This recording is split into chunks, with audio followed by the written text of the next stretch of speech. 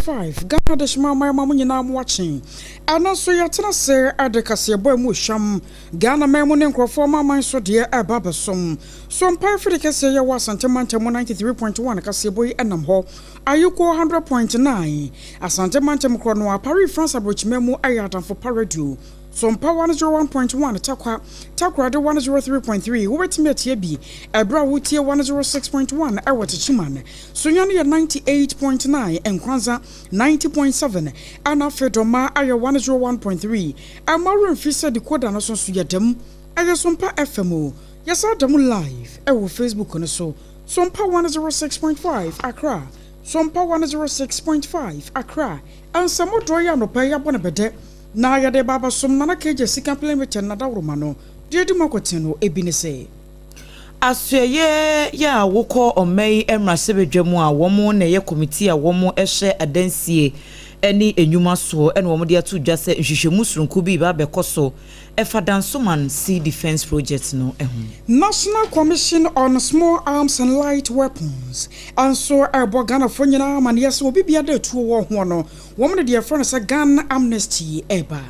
asoye hye ehumasua ensem so akan sisu dua biemu se womo ye de ombetimi bia se de be ya classrooms ahodo ya enhyeda enkoye ni akande bi ebeboa ama ehumasua atimi akonkan no womo edibegu akwan mu ana nipa bi no masase de woma Ghana yenuana no anam kuntuna se akonkrofo maman so Food and Beverages Association of Ghana sa semi wan masase a wode sobo ebo nipa bi no yebeko asin tiano na ohene ya wo honom en wode atu dwase ebrewie duru so obia edina ho odin beboa se de be ya empuntuo ebetimi abampotem ho ohene ya wono so ewo wasa saman anso ade ato ne manfo nyina anim woso be de obetumi na mpuntudwuma atumi adoso yebeko America mino emu mampanyi Donald Trump wode nsem ahodo bi atodwa na ye de emu nchiremu so ato akase bono so ede amamo kamakoma anopai anuanom banu ya yatenase AGYEIWAA ASARE eni medin mene AKOSUA AGYEIWAA KODIE boatin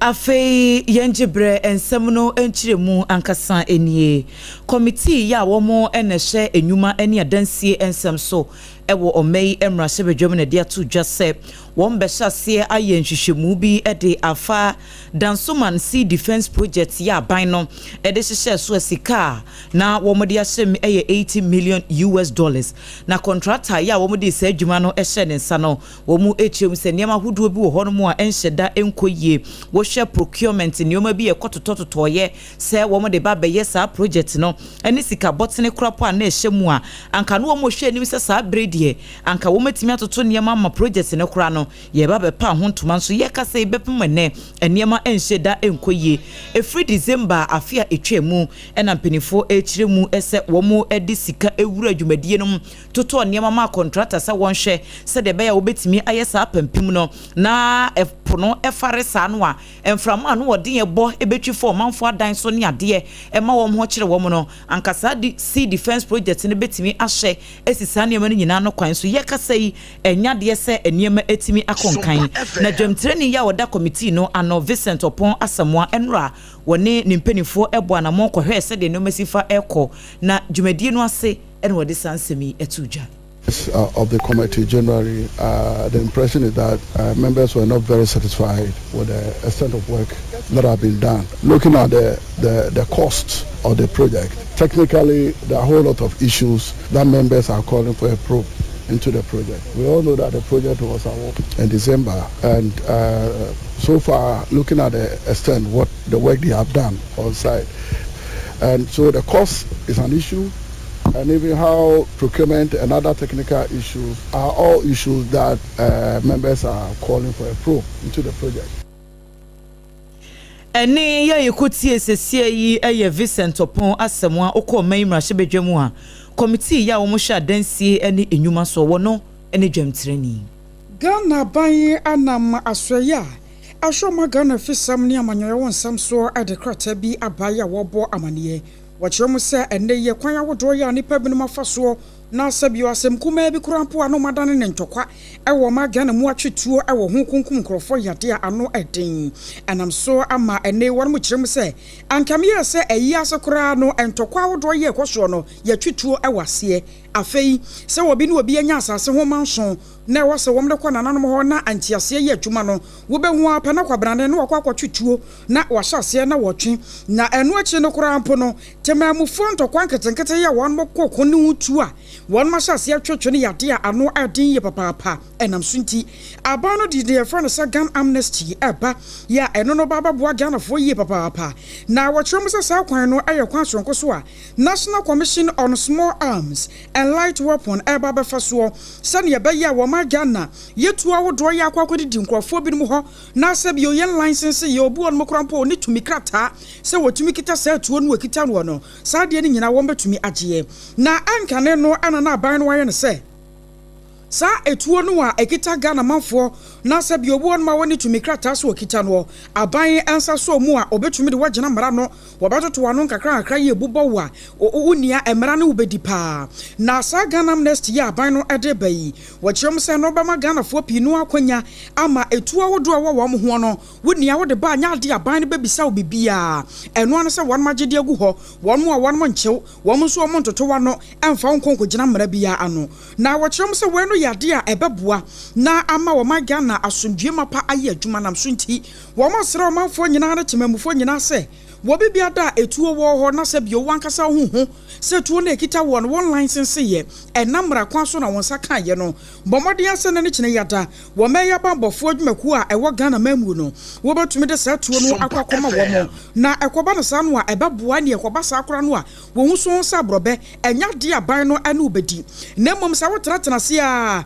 na ne yɛfrɛ no sɛ Ghana amnesty a wɔn de ama Ghanafoɔ etwam na aban no babato se tuo ana kodie bi a edi ewu ahye ho a ye license ye de a ane asa bi onenye obi ne kuma twibo se akono na ne ti age akyerema na secretary ye ba ye Dr. Adam Bona wono na nsa ahya se we executive secretary at the National Commission on Small Arms and Light Weapons and na wo bo sa amane yi e de akyere Ghanafoɔ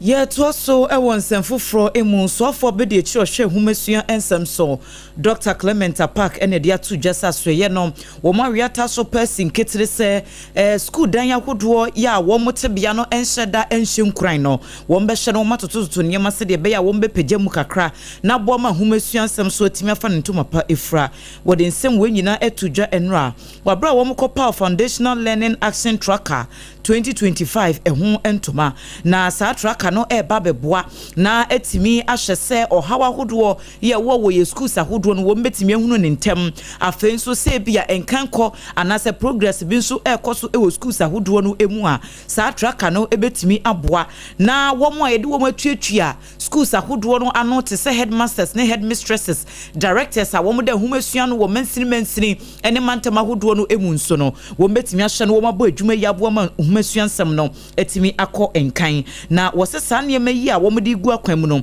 wo mo arehyimu pa sensunsanso papa bi ebefri mu aba. I express deep appreciation to UNICEF, the Humble Foundation, and all partners supporting the FLAT and Ghana's education reform. FLAT is more than a monitoring tool. It is a platform for shared accountability and collective learning. It will help us track progress and identify areas needing improvement. Let us commit to using data to drive meaningful reforms, invest in teachers, and create classrooms where every child can thrive and blossom. Together, we can move from measurement to action, ensuring every child learns and no child left behind. Dr. Clement Park soafo abedi echira wo hye humasua ensem so. Ene ye wonu sa to sede dodo no a na aba ya wasanka Ghanafoɔ enya bi adie nanso arawosam ne sɛ wokɔ dwama so a popotwoa bi na gu wano yɛ akyɛ sɛ ɔmanfoɔ kora nya bi na nkamfansa wɔn mato anam so ama ne boa yɛ den yɛ pa ɛno na hwehwɛmu sonko bi AKOSUA Food and Beverages Association of Ghana wɔn ɛbɔ mu amane yi wɔkyerɛ mu sɛ ne Ghanafoɔ dodo no wanam kwati kwan so atabiri sɛ nuane no ɛde konkrɔfoɔ amaman so ɛkɔtɔn nya sika botwo ɛde gu wɔn mu bɔtɔ mu anam so nti Ghana yɛ sika sam yɛ dwade mu sam yɛ economy no entumi amfa ne toma pa amfa emfra na asade nyina no akɔ akɔgyina high import duties a Ghana ban akwakwada ne atwamnebo asensan eye adwumafo dodo no ekomu wo mo kyerɛ sɛ ɛno anam so bi amanei sɛ kɔba no so obi kura ampo adi nuane awodo ɛbasa Ghana yenya bi ania na akwakoyɛ din enti onua no wɔtena se adwene ho ahunu sɛ da bi ade no a wɔkrade aba anade odi fro ma Ghana ɛkɔ no sɛ bi omfa so a obenya ade afiri so ɛwɔ mai mu no yɛ ketewa bi a ɛne na wɔna kora mfama wɔde bɛkɔ nkrɔfo maman so wɔ mu a wɔn bɛtɔ no man sika botwo no safo no nkyɛn ɛna obenya saa sika no de afiri de ne ho no wɔde bɛkɔ anam so ama Food and Beverages Association of Ghana wɔn mo ade kokɔbɔ ama Ghana ban sɛ wɔhwɛ na wɔntena se paa wɔn gyere n'ani sɛ bio samansama ya wɔsama ne tamfo nsuo na wɔn pɛ saa asɛm ne pomasibre anya sa Ghana dache yɛbɛdi dɔkronkɔ a ɛwɔ mayi mu ye tuaso na ohene ya wo masini foforo ewo asen chiano ene ayase ewo asen nos mensino emu eye nana ya odenin okoji amanya wotoso mieno wono na di ofre akoma ne manfo ne mpanifo a eda empotem no ano se wo monka momu se de beya impuntu ebetimi aba empotem ho o kiremu ese okọ mensino emu a krono ada ho emfie bebreni ya na wo mu eni kandifo bia se ohene afei na brewa eyipuma kwemu ama etu ahene ni esi ahenefo no akeka niema esi eni a ene asentia no ne asena yase wo mu etimi enya ohene na wabra ohene fofroi ene ne manfo edi nkomo no ene wode adesede etu wo manim sa daworoma wo mu enya manyosem ena wo yetimi na wo yakame empapamu emfiri wo makwanmu na wo mu nyina emfa adwenkro enkabom emprimpuntu emrampotemo ene ko sha mesa me na bekon bia kontu he ase aya ase chia no ene mu berifa aka nyina no a ohema ka ho ene chewa ka ho ye ga ka bom abekoya kono nyontu mapa efra ebrede inkrata no ekọ DC fo no wono mo so mo ka cha ya ni se na wa ba die ese etwema mpuntu obakuru mu wo ja mama bia so a ekontu mpam ana ye de ntumpo ya meka na anse muna mo fama hoɔden ane mudidie ane siye afata machi na ya kunko yanim na ekoifa ntuma maifra ene ya yekotie yeyi eye nana ya odenin okoji aman ya wotoso mienu wono ene ohene foforo wo mu ayi no ewo asenchia no ene asena yase enu achi ne manfo bi nso kasaye ede adesede etu nanim sesese ya adoma bo adom bi so ama wo mo anya ohene foforo no won hye no won primpuntu emrampotem ntichu ene edwa ahodo afei school adan so de enya de se ekoyi kura ensio no ho ayede ama yo ha eni edwa kora eni bi edwa kora ekure mu a edi dwa market na bi ne ha nti esrase na nanom aya kuri omo beboa na edwa eni toilet ne ade nyine bi abekure mu ne ye nso ye ne age ade ye medda yesi hina ye medda kese ne se obi ye bone kora na musi eni wo hene ne eni baby ade asem konti na asem na ye basa nti se sie si wo hene be ade ye medda ne se oman ye betumpon ne bekɔ nanim ne nyina no kire bibi ni a enya pani bi de atunanim no aboaye tisi ya na ya ba de hia ne puntu dwuma so obeboaye ne maburu ye benya adwuma bi aye e okromu ani tina ya ye de se de nesiso bi adwuma ni ha ye nyina na makontium akontium ne ye won ne ye koba saa wei eye omanfo bi ewo asenchia no ene asena yase ani nyina no ewo emfinfin mantem amane boy yensentwreni erekanan ene de bai afei yakɔ wasasa man na nana kwame ampon akuru ana waye ohene ye wo ho na nana so ade ato ne manfo nyina anim sɛ wababa tena konya so ohene ewo empotem ho no eyade se obeboa amampuntunwuma de nyade bi bebo ne manfo yi kura sanse ebra na se bi onyama medi ade na woye de sekan ewo no no na wonim nioma ne manfo efamuo efa ne mpuntunwuma ho na ade ba ko na nije wo pa ene se bi onkofo astrotef yi obeye bie na aboa mago kansie wo nsensam so atumi akoso ewo mpotamo ma bibiri gwakwan na in fact ne ba sama de na me hwa na no ma wo fom na ekruma na dawroma na nanom ame ne wo mu bebu man na dawroma ya pushia akoyanim na baby a yadu sisi no ekru ye wo park mienu e wo kro yi mu na enya easy se wo ba kokro bia so na akonya park mako mienu yekuru kese wasa kokon kra na ye wo mienu ti se sama mi sum wo mienu a ese so ani nti ye se ye second park no ye be ye ni yie pa nti eno na oma ohun se yakofa machines a ya yeso adwuma be se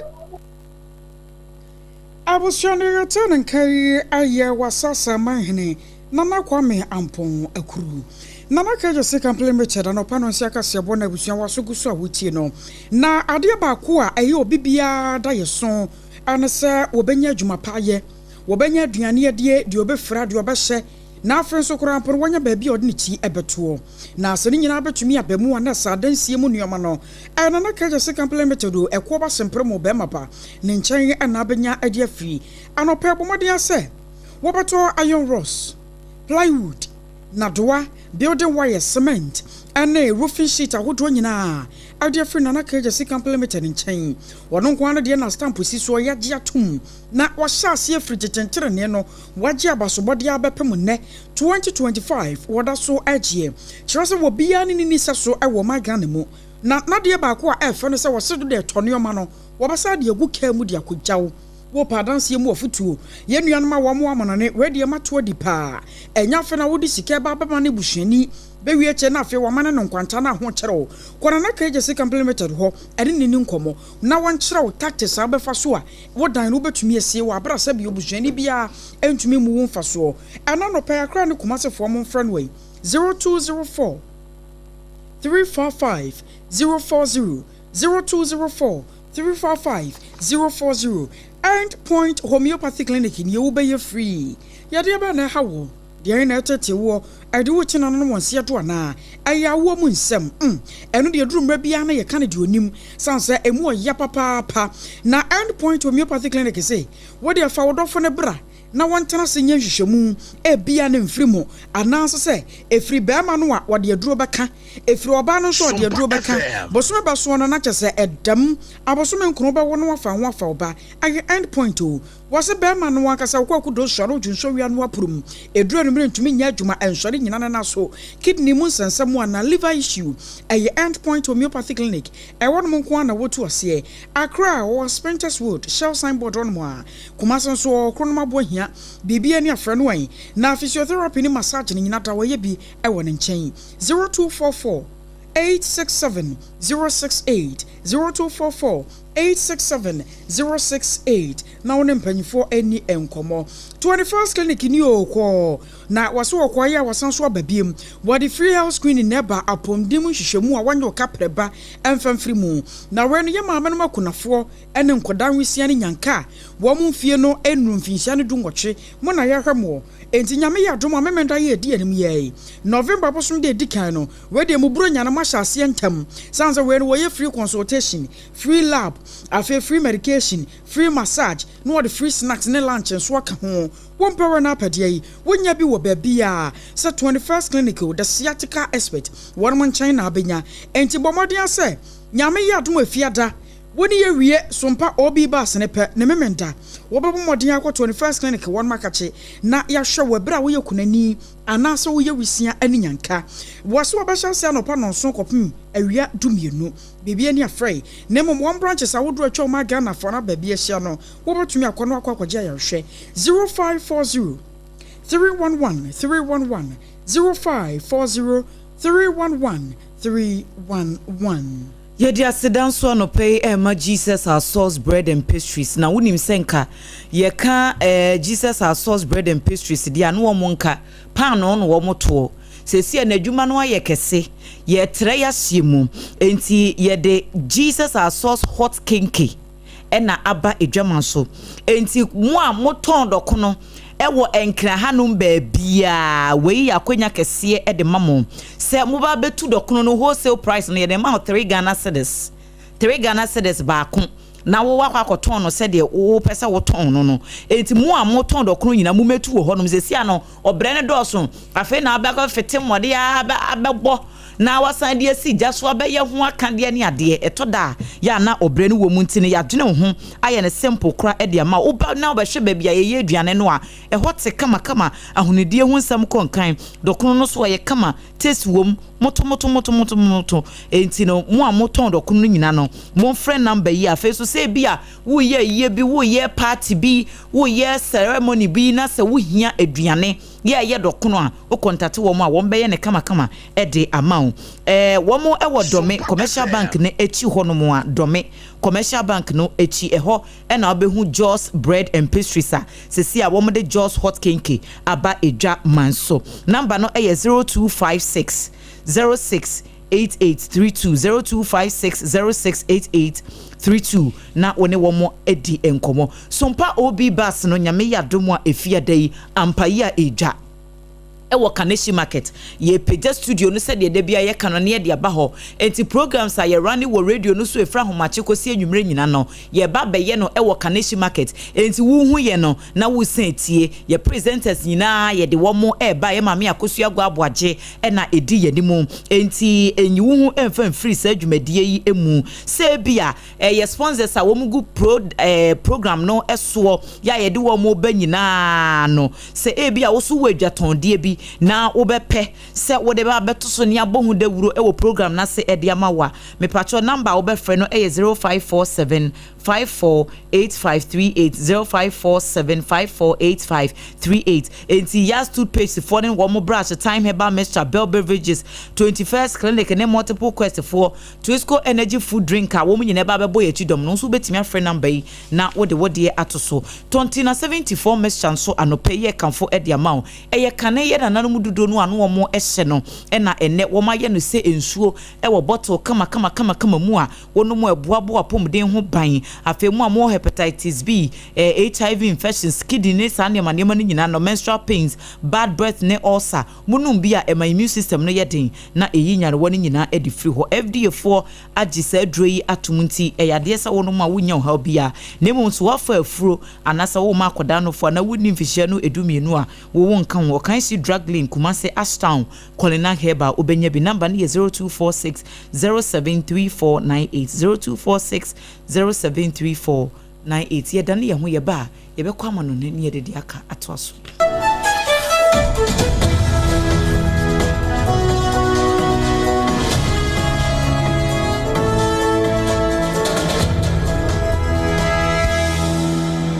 Point homeopathy clinic Ghana had the obi anim sesa ye prostate na baby omutibi ye screening ema hu ni ye etu ase a na ye endpoint homeopathy clinic anase ye kidney ye liver problem wo fa baby na adjujo na de fa ne premature ejaculation no a ba ma bi a wo ne wodofo akwakwahia ase wo di ne ho agro ase wo tonte ene ye bra endpoint homeopathy clinic na ye moa wo ema ne mema mo pa wo ye endpoint homeopathy clinic wo mo damufu a yare bia infections bi ne wo ho anase bia wo hwa wo fa baby adjujo kidney problem prostate de endpoint homeopathy clinic Kumase ubehu endpoint homeopathy clinic wo kronoma boy here na Accra hanso so de wo mu ginamu ankasa wo spinters bebre friend share signboard no huduro na ubusasa wo pe endpoint homeopathy clinic obi a ebe kire for endpoint wo 0244867068 and 0274234321 endpoint homeopathy clinic wo mu demu Ewra me pacho bra na me hwa de wo bag bra aden enen so biem time heba me hye ya me kan se yi ba akun ani wayi me yensen bra sanya time heba me hya esia gyimi ni me fiefo enya de abako ebeso yen we de udi se ofa ni nyina time heba me hya me kasa me di wa dance ya heaven ena de me kwa akopie enti se malaria we draw ne time heba mixture enye enunku o de nanum ato a wontimi anidie no time heba mixture duro no ena ye ma oba a wafa afuro de wo ma akoda nofo ene akoda woni mfie dumienu entimi num aduro yi bi se obeto aduro yi bi anoma hwe se wakọ hospital anase lab am yehu se wo atridie malaria yi bi ansa se o petam heba mixture enu dudu atu a fo ani kire KNG Herbal Center ewo Emrom Abidjan House ana ba akoso wo atonsu Monaco Junction eno echi obenya bi atowo over the counter medicine sellers ene herbal shop dodo na emu Fre 0244417669 kayo set time no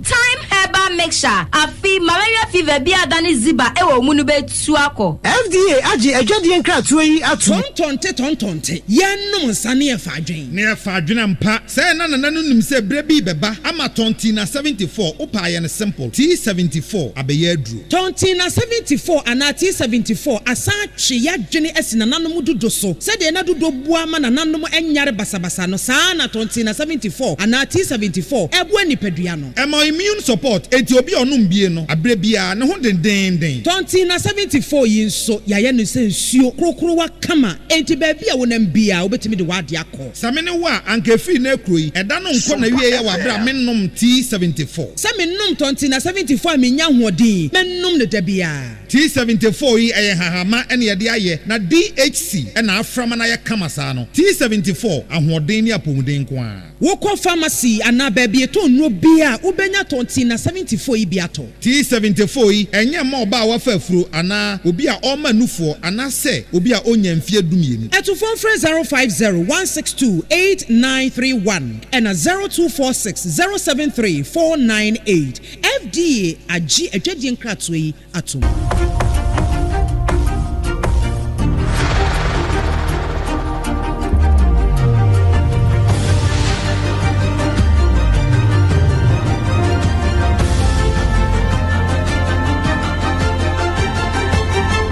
SOMPA TV Emma Aketuapa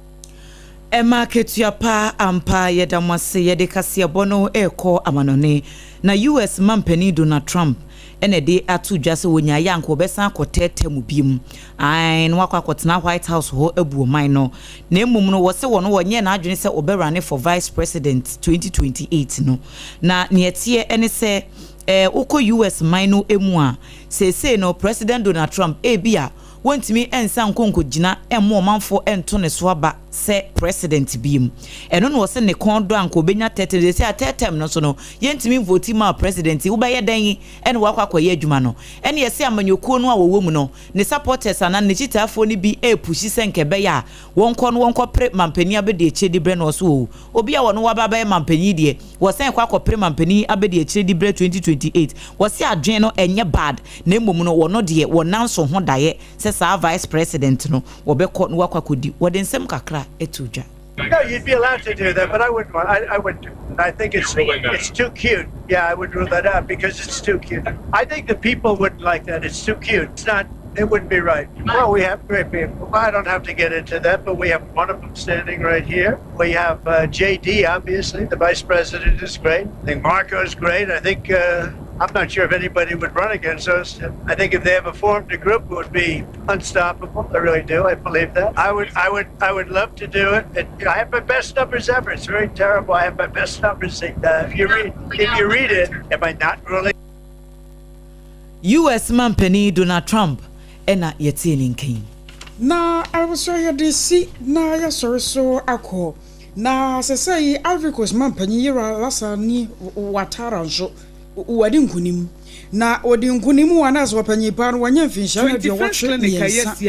na wadi adi nkunim wa betena akunya aso yenyina weso na yemfa nsem no ensi anasem wa yede ba ye no de di makote no bi ayese National Commission on Small Arms and Light Weapons adia pase wom de gun amnesty am obi bia titiro ni wom a wom keta tu a ye license ye abedweku a womo na hye nyuma ne adansi ensem so memra se bedwom na dia to dwase $80 million sika ya womo ede ahyedanso man sea defense projects no emu no womo ebeye mu nhwehwemu sanso the Food and Beverages Association of Ghana anso adiaba sa enuane a entumi mu wo ma Ghana mu no high import duties aka ho bi Saranso ne de wo ekọ amanone US mampanyini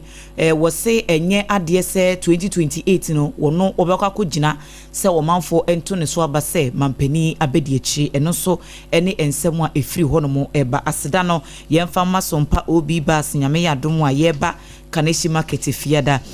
Joss Bread and Pastries for enso ya womode Joss Hot Kinky aba edwaman so no yeda wo ase 2074 mixture ina nam dudu no so eso yasene ene anopei enye wo monko a Nana kaje se compliment na dawroma ani ye baby end point homeopathic clinic say wo be free and for 21st clinic the sciatica expert one mo so atoma asoya sene akosua agyewa kodie adwoa ne medin anopemene Adwoa Asare ye sore na ya dane ye ho ye ba Ghana today ye de beto aso